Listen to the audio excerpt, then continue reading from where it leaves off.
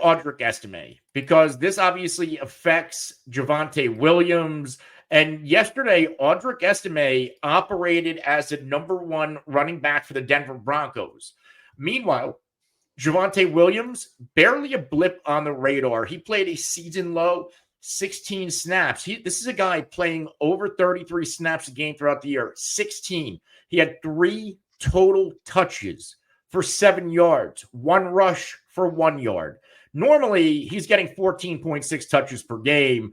We can't even blame it on the matchup. He was not on the field. He was not being used. Meanwhile, Estime, who normally plays between 5 and 7 snaps, gets a season high and team high 25 snaps, 14 carries, 53 yards, 3.8 yards per touch.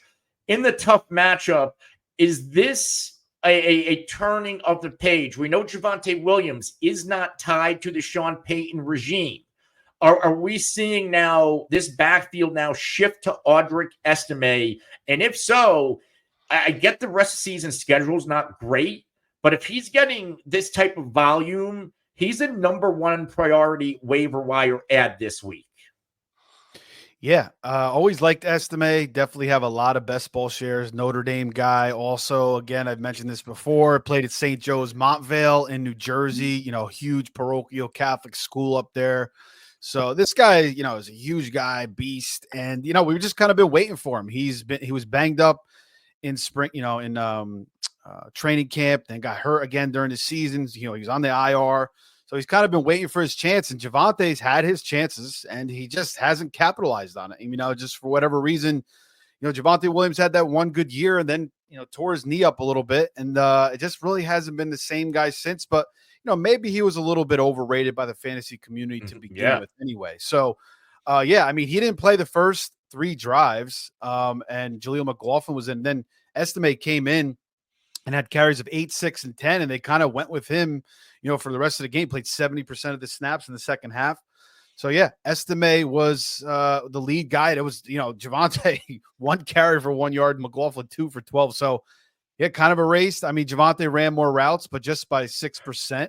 So, I think Estime is going to get more carries going forward.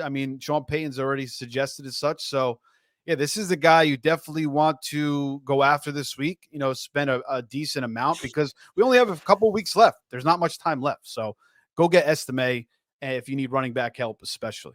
Yeah, and to what you just said, Payton said on Monday today he was, quote, encouraged by Estime's performance against Kansas City, earning him more touches moving forward.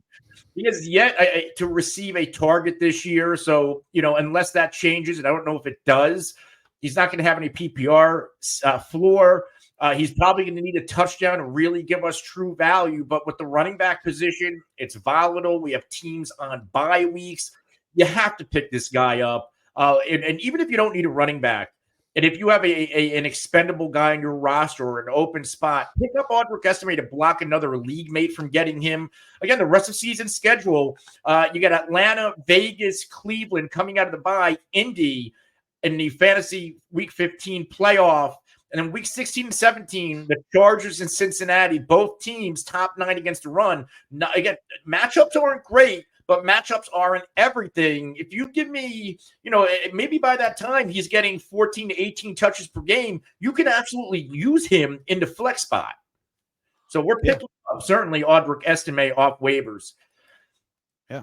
And you would think they want to get him involved in the pass game. And, you see like Derrick Henry catch those screens. He's a big body. Once he gets going in the open field, he's hard to take down.